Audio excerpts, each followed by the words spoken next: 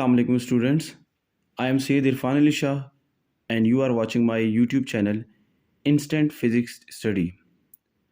Students, आज हम chapter number 10 simple harmonic motion and waves का सबसे पहला टॉपिक जो मोस्ट इम्पोर्टेंट है that is mass attach with the spring को स्टडी करने वाले हैं।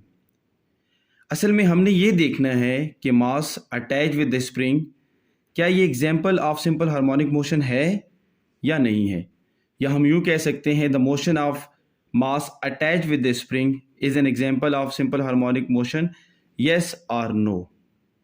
तो हमें कैसे पता चलेगा कि मास अटैच विद द स्प्रिंग जो है that is one of the example of simple harmonic motion है। तो याद रखें that type of motion in which acceleration of a mass attached to a spring is directly proportional to displacement from the mean position. So this is called simple harmonic motion. Simply wording में अगर मैं यूँ कह सकता हूँ कि अगर acceleration जो हमारे पास है of mass attached to the spring that is directly proportional to displacement from the mean position होगा, so it mean that कि हमारे पास जो मास अटैच है that is example of simple harmonic motion. मैं यहाँ पे नेगेटिव साइन भी लगा रहा हूँ जो कि मैं एंड में आपको एक्सप्लेन करूँगा।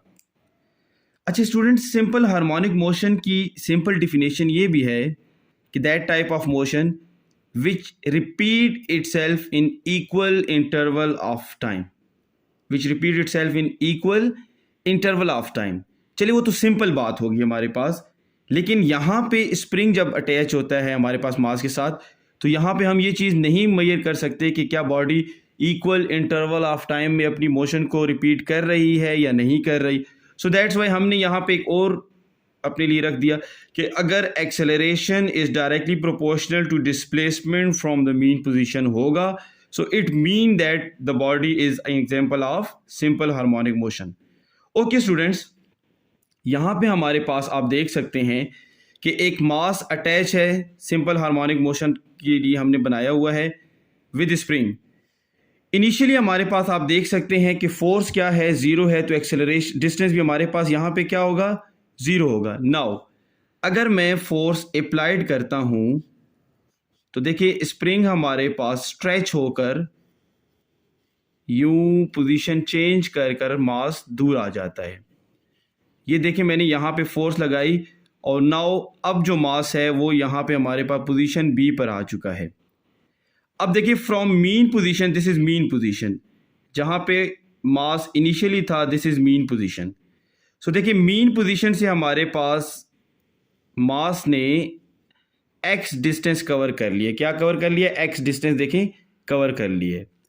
नाउ अब अगर मैं जब फोर्स को हटाता हूँ, फोर्स रिमूव करता हूँ, तो बॉडी हमारे पास वापस बैक साइड मूव करती है और वो हमारे पास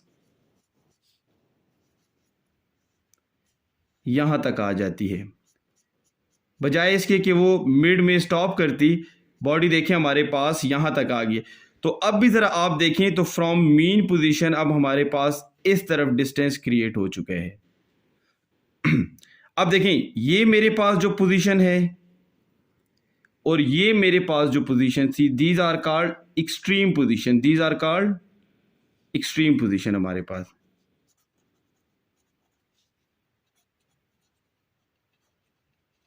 वाइल जो स्टार्टिंग हमारे पास इक्विलिब्रियम पॉइंट था जहां पे ऑब्जेक्ट रेस्ट में था, this is called mean position. तो ये भी हमारे पास एक्सट्रीम पोजीशन हो जाएगा, ठीक है। ओके नाउ अब हमने ये फाइंड करना है कि जो ऑब्जेक्ट हमारे पास जो मास अटैच विद स्प्रिंग था, जो मोशन कर रहा था, क्या वो सिंपल हार्मोनिक मोशन है या नहीं है। सो याद रखें फ्रॉम हुक्स लॉ, सबसे पहले हम कहेंगे कि from Hooke's law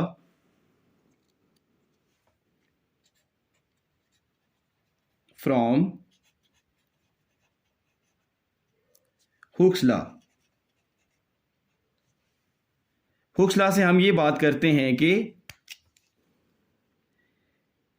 displacement is directly proportional to applied force. जो यहाँ पे एक्स जनरेट हमारे पास हो रहा है, जो एक्स डिस्टेंस हमारे पास बन रहा है, that is directly proportional to applied force.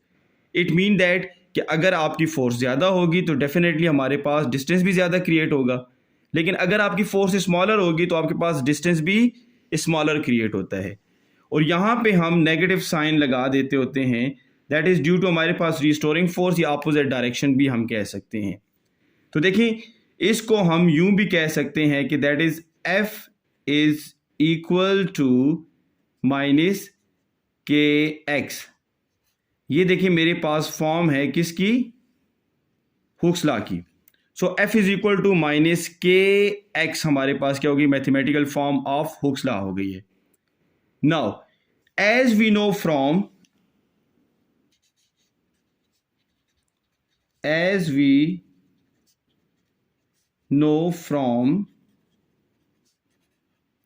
Newton second law of motion की हम बात करने वाले हैं।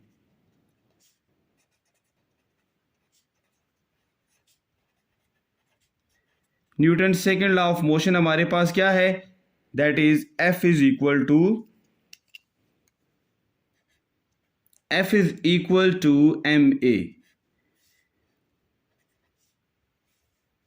तो देखिए स्टूडेंट्स यहां पे हमारे पास F is equal to minus k x है, और according to Newton second law of motion F is equal to ma हो गए।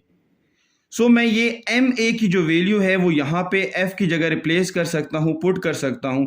सो देखिए मैंने यूं लिख दिया कि कंपेयरिंग, अगर आप इसको इक्वेशन के नेम दे दे तो और अच्छी बात होगी, equation 1 and now this is equation number 2। Comparing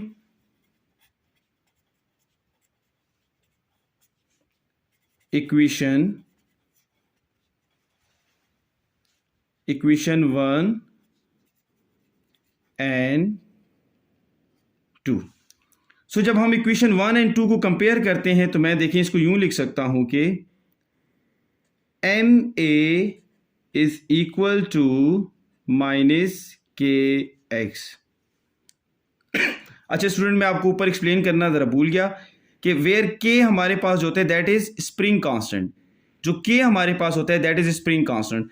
सो यहां पे अभी मैंने लिख दिया ma is equal to minus k x. अच्छा मैं इसको यूं भी लिख सकता हूं कि acceleration a is equal to minus k x divided by m। इसको देखिए मैंने यूं लिख दिया है। असल में स्प्रिंग कांस्टेंट के और m की वैल्यू हमारे पास कांस्टेंट होती है। तो देखिए मैंने यहां पे लिख दिया कि हमारे पास k by m that is equal to constant. You know very well from class 9 आप लोगों ने वहां पे मास एंड वेट का जब डिफरेंस पढ़ रहे थे, वहां पे आप लोगों ने कहा था कि मास हमारे पास क्या होता है, कांस्टेंट क्वांटिटी होती है, मास कभी भी नहीं चेंज हो सकता। सो दैट्स वाई मैंने यहाँ पे k बाय m को कांस्टेंट कंसिडर करके यहाँ पे साइड पे लिख दिया है। सो देखिए अब मैं यहाँ पे क्या लिखता हूँ कि a is equal to minus constant x। ये देखिए मैं इसको यूं लिख सकता हूं ना कि a is equal to minus constant x, ठीक है ना। अच्छा जब कभी भी किसी रिलेशन में हमारे पास प्रोपोर्शनैलिटी का साइन होता है तो उसको रिमूव करने के लिए आप कांस्टेंट पुट करते हैं, लेकिन याद रखें कि जब कभी भी आप कांस्टेंट को रिमूव करेंगे तो प्रोपोर्शनैलिटी साइन वापस आ जाएगा। तो ये देखिए जब मैं कांस्टेंट को रिमूव करूंगा तो मेरे पास ये बन जाता है a is directly proportional to minus x. So students मैंने प्रूव कर दिया कि acceleration is directly proportional to the displacement from the mean position. अब देखिए मैंने स्टार्ट में आप लोगों को कहा था कि that type of motion in which acceleration of a mass attach to the spring is directly proportional to its displacement from the mean position. तो देखिए मैंने आपको कहा था कि हमने ये प्रूव करना है कि acceleration is directly proportional to minus x. सो हमने यहां से क्या किया, Hooke's law. Hooke's law हमने कहा था f is directly proportional to minus x that is equal to f is equal to minus k x. K spring constant है और x हमारे पास distance from the mean position है। Now from Newton second law of motion f is equal to ma। सो यहां पे देखिए मैंने equation number 1 को और 2 को आपस में कंपेयर किया तो देखिए यहाँ पे एम ए आ गया, एफ की जगह मैंने एम ए लिख दिया, एम मल्टीप्लाई था इधर आके डिवाइड हो गया। सो के बाय एम बेसिकली कांस्टेंट है, के स्प्रिंग कांस्टेंट है और मास हमारे पास कांस्टेंट क्वांटिटी है। तो मैंने के बाय एम की जगह, यहाँ पे देखिए के बाय एम की जगह मैंने कांस्टेंट पुट कर दिया। तो देखिए जब कांस्टेंट को हमने वापस रिमूव किया तो मेरे पास प्रोपोर्शनैलिटी का साइन वापस आ गया। सो यहां तक आपने ये प्रूफ कर दिया है कि yes, mass attach with the spring is an example of simple harmonic motion. यहां तक आपने ये प्रूफ कर दिया है कि मास attach with the spring is an simple example हमारे पास ऑफ सिंपल हार्मोनिक मोशन। ठीक है, नाउ अब हम जरा इसका टाइम पीरियड भी डिस्कस करते हैं कि हमारे पास टाइम पीरियड क्या होगा मास अटैच विद द स्प्रिंग का। सो यहां पे हम सबसे पहले टाइम पीरियड की हेडिंग दे देंगे कि हमारे पास टाइम पीरियड क्या होता है। Time period student, basically time period हमारे पास इन 1 सेकेंड में कितनी वाइब्रेशन होंगी। 1 सेकेंड में नंबर ऑफ वाइब्रेशन को हम या नंबर ऑफ साइकिल को हम क्या बोलते होते हैं। ठीक है ना, टाइम मतलब सॉरी मैं यूं कहना चाहूंगा, अगर इजी हो जाएगा, कि हमारे पास एक वाइब्रेशन के लिए जितना रिक्वायर्ड टाइम होता है उसको हम क्या बोलते हैं, टाइम पीरियड। मीन हमारे पास 1 वाइब्रेशन कितने टाइम में होगी, 1 वाइब्रेशन जितना टाइम लेती है उसको हम क्या बोलते हैं, टाइम पीरियड बोलते हैं। सो देखिए, अच्छा, the time required to complete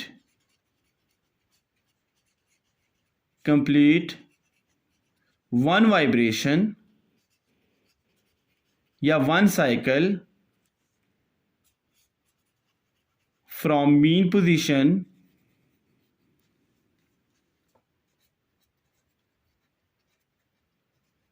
is called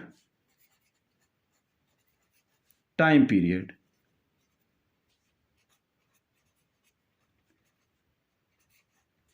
अच्छा, याद रखें कि मैंने यहां पे सिर्फ एक चीज आपको एक्सप्लेन करता हूं अगेन, कि जो इक्विलिब्रियम पॉइंट हमारे पास था, जो इक्विलिब्रियम पॉइंट था, तो वो ओ को मैंने ओ लिख दिया, और जो मेरे पास एक तरफ का एक्सट्रीम पॉइंट है दैट इज ए, जो दूसरी तरफ का एक्सट्रीम पॉइंट है दैट इज बी। सो याद रखें, जब ऑब्जेक्ट हमारे पास फ्रॉम पॉइंट ए से बी और फिर बी से ए पर वापस आता है, this is complete 1 cycle. So the time required to complete 1 cycle 1 vibration from mean position is called time period.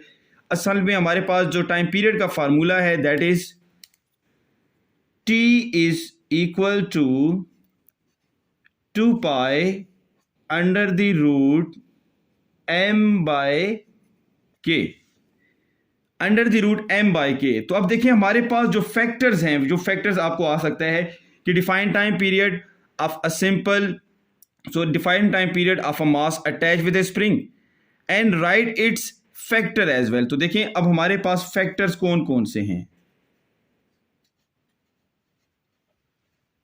तो देखिए, अच्छा, हमारे पास 2 मेन फैक्टर्स हैं।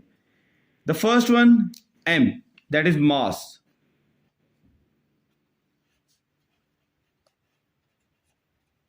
मास दैट इज एम, हमारे पास जो पहला हमारे पास फैक्टर है दैट इज हमारे पास mass of the body.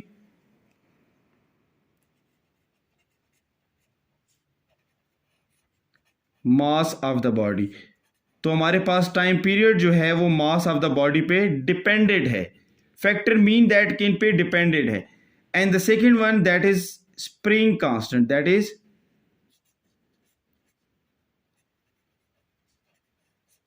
Spring constant. तो देखिए स्टूडेंट्स, सेकंड हमारे पास जो है दैट इज हमारे पास स्प्रिंग कांस्टेंट के हमारे पास। तो देखिए स्प्रिंग कांस्टेंट बेसिकली क्या होता है हमारे पास, दैट इज स्प्रिंग जो हम जो यूज कर रहे हैं मास अटैच को, तो उसके ऊपर डिपेंडेड है हमारे पास, उसकी स्टिफनेस पे डिपेंडेड होता है, उसका हमारे पास नेचर ऑफ मटेरियल पे डिपेंडेड होता है। तो यहां पे हम सिर्फ यूं लिख देते हैं अभी फिलहाल कि नेचर ऑफ द स्प्रिंग पे डिपेंडेड है, ठीक है, कि वो किस मटेरियल का बना हुआ है. So these are two factor on which the time period is depended. Now एक जनरल क्वेश्चन है जो कि कंसेप्चुअल क्वेश्चन में आ भी सकता है कि what is the time period of a mass attach to the spring if the length of the spring is taken double. अगर आप क्या करते हैं कि लेंथ ऑफ द स्प्रिंग को डबल कर देते हैं. लेट, मैंने यहां पे लिखा कि what is the time period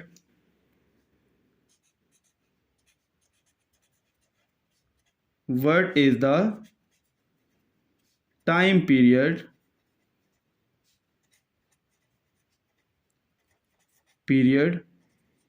of mass attached to the spring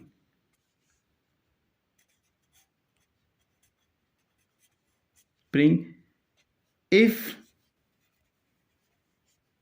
length of the spring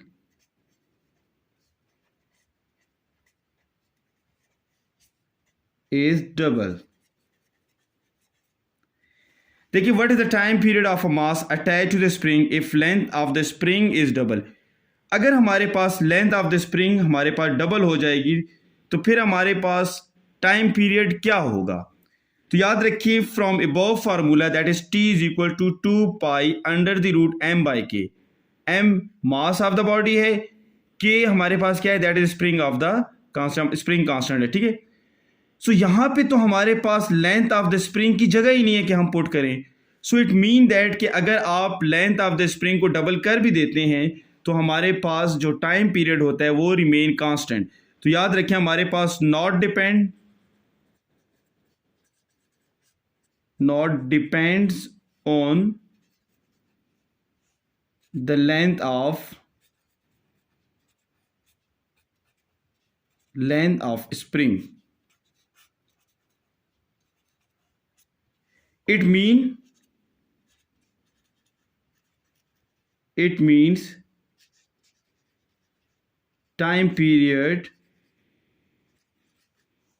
remain